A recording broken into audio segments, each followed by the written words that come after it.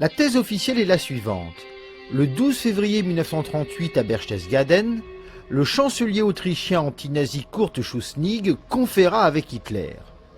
Ayant compris que l'Allemagne voulait s'emparer de l'Autriche, le 9 mars 1938, il annonça l'organisation d'un plébiscite sur l'indépendance de son pays. Le peuple autrichien lui-même proclamerait sa volonté de ne pas devenir allemand. 2 jours plus tard, les troupes nazies pénétrèrent en Autriche. Le pays fut soumis par la terreur. Aujourd'hui encore, le visiteur du mémorial de Caen peut lire « Préparé de longue date avec le parti nazi autrichien, l'annexion de l'Autriche inaugure la politique d'expansion du Reich. » Autrement dit, avec cette annexion, Hitler confirmait sa volonté de prendre sa revanche sur 1918 et de dominer l'Europe. La réalité est cependant tout autre.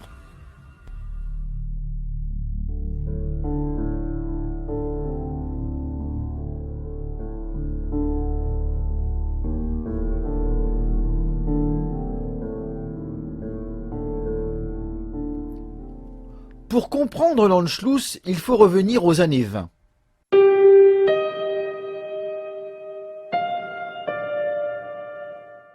Après la Première Guerre mondiale, les vainqueurs avaient dépecé l'Autriche-Hongrie. L'Autriche était devenue un État croupion sans avenir. En août 1922, un médecin américain raconta « L'Autriche est dans une situation misérable. Les gens ne meurent pas de faim, mais ils souffrent beaucoup des effets de la malnutrition. J'ai vu des professeurs d'université, des hommes fiers, dont le dos était courbé prématurément et les doigts rongés et tordus, cela parce que leurs os étaient ramollis à cause d'une nourriture inadéquate. C'était une vision déchirante. On m'a dit que les enfants naissent sans ongles, un signe de carence au niveau des os, un mal qui affectera sérieusement la santé de l'enfant et celle de cette génération. » 4 ans plus tard, un Autrichien lança « Qu'on ne se fasse donc aucune illusion, ni en France ni ailleurs. Les habitants du territoire délimité à Saint-Germain et appelé la Nouvelle-Autriche ne veulent pas vivre ensemble une vie nationale, ils ne le veulent pas et par conséquent ne le peuvent pas. Ils veulent se joindre à l'Allemagne, quelles qu'en soient les conséquences, et c'est un fait devant lequel le Français moyen aurait tort de fermer les yeux. »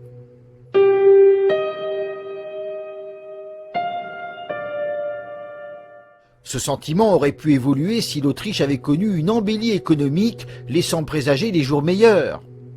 Mais le 14 août 1933, un ministre autrichien déclara « Le plus grand service à rendre au Deutschtum actuellement est de permettre à 6,5 millions d'Autrichiens de vivre et de rendre l'Autriche viable. » Preuve que depuis 1926, les dirigeants autrichiens n'avaient pu sortir le pays de la crise.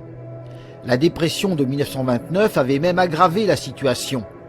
En 4 ans, l'indice général des affaires et celui de la production s'étaient effondrés. Voilà pourquoi, à partir de 1933, un nombre croissant d'Autrichiens lorgnèrent vers l'Allemagne hitlérienne qui, elle, se relevait.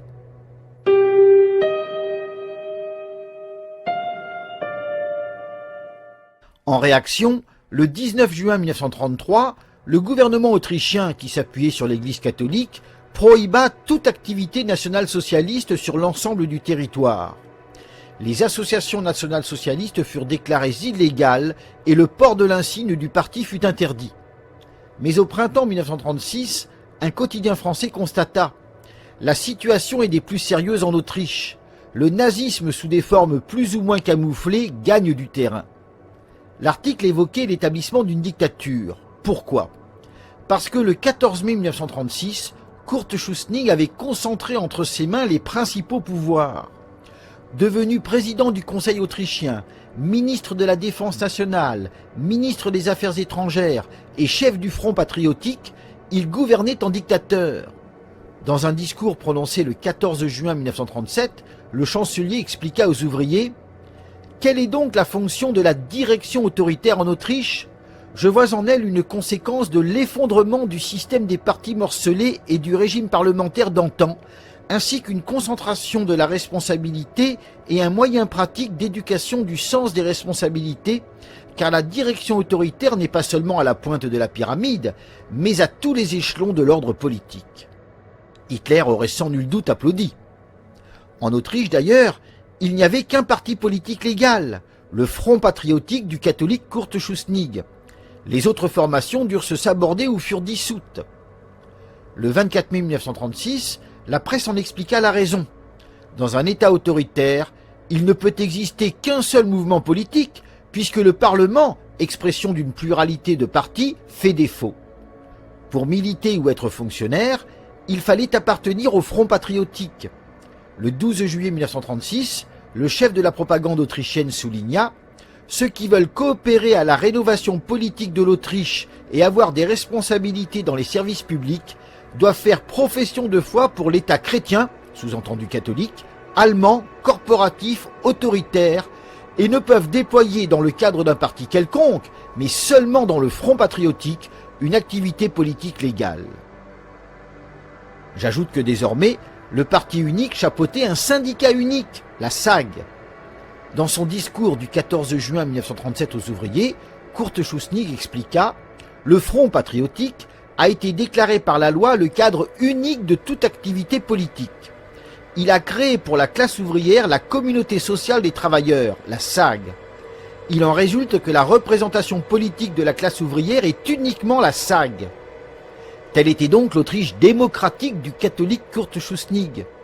En matière de gouvernement, ses ressemblances avec le Troisième Reich étaient manifestes. Mais en matière de religion, une opposition irréductible existait. Et contrairement à l'Allemagne, la réussite sociale n'était pas au rendez-vous.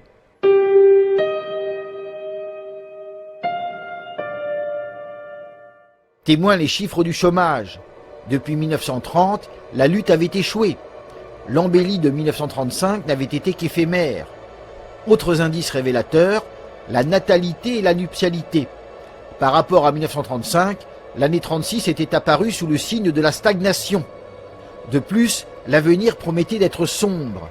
Avant la guerre, il y avait en Autriche 1/5 des ménages sans enfants. Aujourd'hui, plus de la moitié. En 1910, 100 femmes entre 20 et 40 ans mettaient au monde 17 enfants. En 1934, 8. En 1936, 7. Si la population ne baissait pas, c'était dû à l'apport étranger.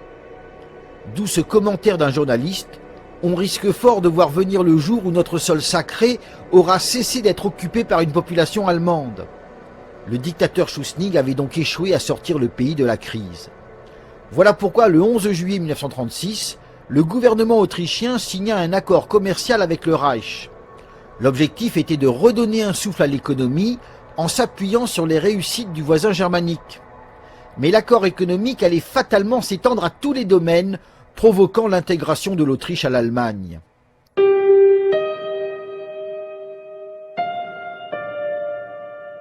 Le 14 juillet 1936, le Petit Parisien écrivit « L'opinion prédominante dans les milieux diplomatiques non-allemands de Berlin et que l'accord germano-autrichien du 11 juillet signifie en somme que l'Anschluss s'est réalisé. » Car le mouvement vers le national-socialisme s'accentuait. L'hémorragie dont souffrait l'Église catholique autrichienne en apportait la preuve.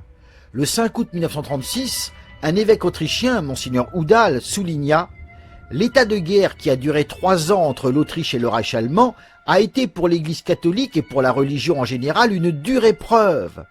Dans les milieux autrichiens dits nationaux, on a constamment rendu l'Église romaine et surtout le Vatican responsable de cet état déplorable de tension politique. On a dit que tous les deux, pour des raisons religieuses, souhaitaient et encourageaient l'inimitié des deux frères. Quelle en a été la conséquence au point de vue religieux? C'est qu'au cours de ces dernières années, des milliers d'Autrichiens sont passés au protestantisme dont on leur a dit qu'il était la forme allemande du christianisme et que c'était là le seul moyen de pouvoir encore en Autriche faire, comme chrétiens, profession de foi allemande. Jusqu'ici, personne n'a publié cette statistique qui porte sur des dizaines de milliers de personnes. Le résultat serait plus que troublant. Le constat était clair. Les autorités catholiques ayant affirmé l'existence d'une opposition irréductible entre Rome et Berlin, de nombreux catholiques autrichiens avaient quitté l'Église et embrassé le protestantisme. Preuve qu'ils étaient avant tout nationaux-socialistes. 1 an plus tard, l'affaire était devenue évidente. Dans son pays, Kurt Schuschnigg voyait son pouvoir de plus en plus contesté. En août 1937, la grogne généralisée l'avait contraint à renforcer la répression. On lisait Les ordonnances qui interdisent toute activité à certains partis politiques en Autriche sont maintenues. Ces partis interdits sont le Parti communiste, le Parti national-socialiste, mouvement de Hitler, le Heimatschutz und Styrie, groupement Kammerhofer, le Parti social-démocrate autrichien. Tout recrutement ou toute propagande en faveur de ces partis, ainsi que l'exhibition de drapeaux, le port d'insignes ou d'uniformes de ces partis sont, à moins d'autorisation spéciale, interdits. Mais on n'indique pas la marée qui monte. En cette année 1937, les plus clairvoyants savaient que le retour de l'Autriche au Reich était imminent. Fin novembre 1937, Camille Chotan et Yvon Delbos, respectivement chefs du gouvernement français et ministres des Affaires étrangères, rencontrèrent leurs homologues britanniques.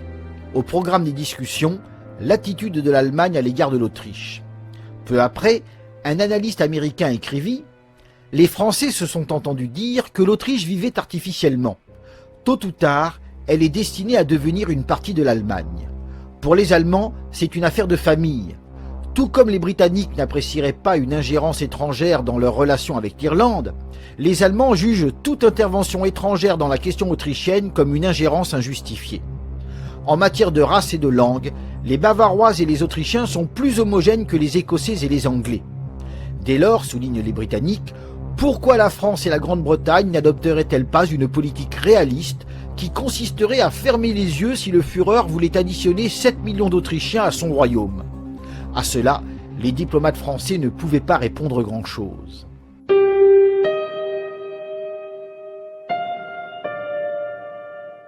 Fin 1937, les nationaux-socialistes autrichiens espéraient que, prenant acte de l'évolution de la situation, Kurt Schuschnigg autoriserait leur entrée au gouvernement.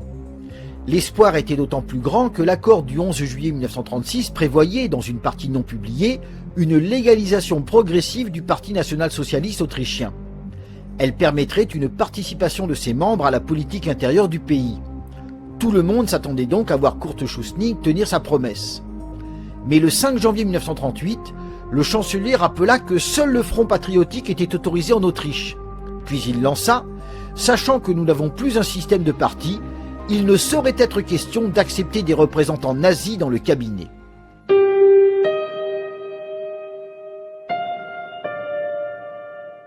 Navré de cette volte-face et de ce déni du réel, Hitler convia Schuschnigg à un entretien. Les échanges furent vifs et 3 jours plus tard, le national-socialiste Arthur Seyss-Inquart devint ministre de l'Intérieur autrichien. Peu après, des événements graves survinrent en Styrie, une région autrichienne. Défiant les mesures d'interdiction, 20 000 nationaux-socialistes en uniforme des SA organisèrent une marche au flambeau. En réaction, le pouvoir central plaça la région en état d'alerte et envoya l'armée, y compris l'aviation. La presse démocratique railla Hitler en le présentant comme ayant été repoussé par toute l'Autriche. Le 9 mars, toutefois, Berlin démentit. D'après des études d'opinion, l'Autriche comptait désormais 65% de nationaux socialistes. Ils étaient répartis ainsi suivant les provinces. Styrie, 80 à 85%. Haute-Autriche, 60%. Basse-Autriche, 60 à 65%. Salzbourg, 70%. Tyrol, 40%. Carinthie, 50%. Et Vienne, 40%. Les jeunes étaient en majorité.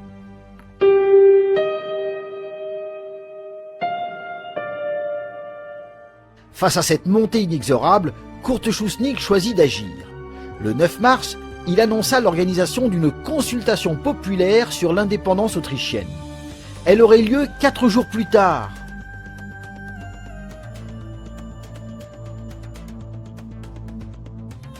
À peine la décision connue, même les organes de presse défavorables à l'Allemagne nationale-socialiste admirent la déloyauté de la manœuvre. Déjà dans les termes mêmes de la question. Pour une Autriche libre et allemande, indépendante et sociale, chrétienne et unie. Pour la paix et le travail et l'égalité des droits de tous ceux qui se rallient au peuple et à la patrie. Paris Soir nota qu'à cette question, il était presque impossible de voter non, car les catholiques ne pouvaient qu'accepter une nation chrétienne, et les socialistes ne pouvaient que soutenir une promesse d'égalité des droits au nom d'un régime social.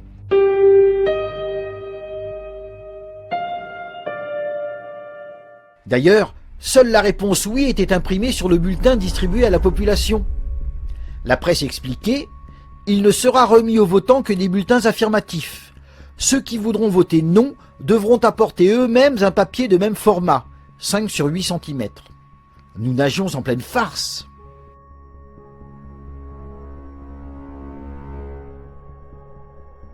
À cela s'ajoutait l'absence de listes électorales, puisque le pays ne votait plus depuis plusieurs années. Or, il était impossible d'en dresser en 3 jours. Sachant en outre que les électeurs réputés connus voteraient sans être obligés de montrer leur carte d'identité, cette liberté, prévenait Berlin, leur permettrait de faire le tour de tous les bureaux de vote et de déposer dans l'urne un nombre illimité de bulletins. Le quotidien Landgriffe résumait ainsi la situation. Il n'y a même pas de listes électorales, il n'y a aucun contrôle du plébiscite, la porte est donc ouverte à toutes les falsifications.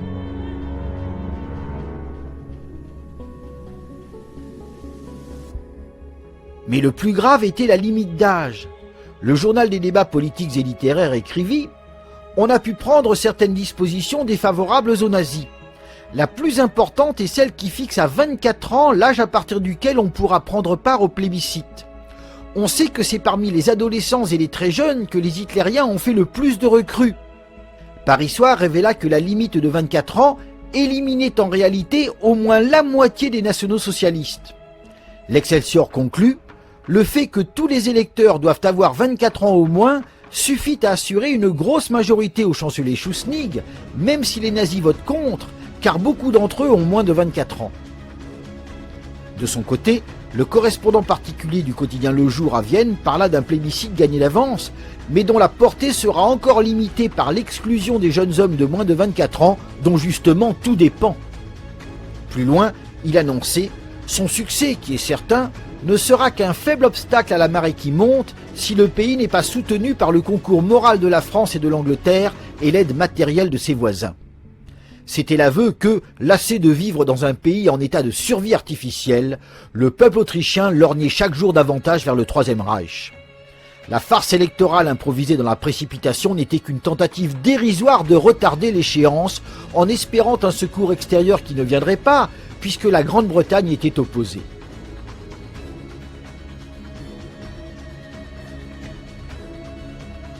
Dans les heures qui suivirent l'annonce du scrutin, l'ambassadeur allemand Fritz von Papen puis Arthur Seyss-Inquart négocièrent avec Kurt Schuschnigg afin qu'il ajourne la consultation populaire. En vain. Voilà pourquoi à Berlin, on décida d'en finir. Le chancelier autrichien ayant tenté de prendre l'Allemagne de vitesse, Hermann Göring adopta la même stratégie, mais avec davantage d'audace. Le 11 mars à 15 h, le gouvernement autrichien reçut un premier ultimatum. Il exigeait l'annulation de la consultation populaire, la démission de Karl Schuschnigg et la formation d'un nouveau cabinet avec Arthur Seyss-Inquart comme chancelier. Face aux tergiversations, un deuxième ultimatum fut envoyé. Le gouvernement autrichien avait jusqu'à 19 h 30 pour donner satisfaction au Reich, faute de quoi les troupes allemandes franchiraient la frontière. À 18 h, un communiqué officiel annonça l'annulation de la consultation populaire. Moins d'une heure plus tard, Kurt Schuschnigg démissionna. Il fut remplacé par Arthur Seyss-Inquart.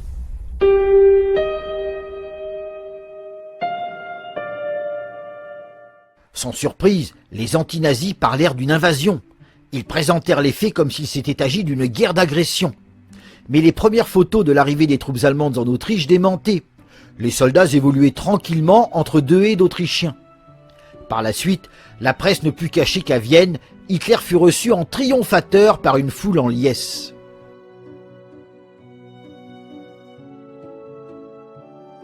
Les premières images de l'occupation ne ressemblaient pas à ce qu'aurait été le résultat d'une guerre d'agression.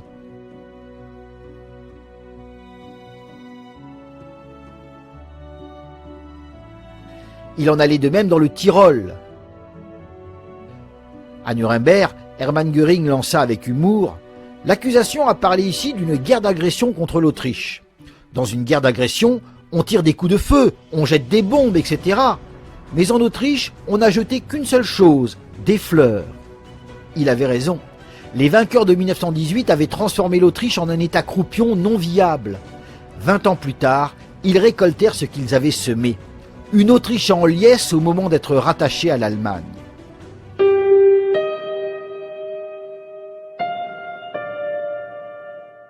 L'Anschluss provoqua le départ de nombreux juifs autrichiens. Telle était à l'époque la politique pratiquée par les Allemands afin de résoudre la question juive.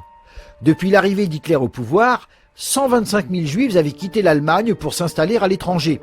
La destination privilégiée était les USA, puis venait l'Argentine. Et déjà, certains parlaient des possibilités offertes à Madagascar, où les émigrés juifs pourraient cultiver près d'1 million d'hectares. Pour l'heure, la manœuvre des bellicistes avait une fois de plus échoué. La guerre avait été évitée. Mais d'autres événements surviendraient qu'ils sauraient exploiter.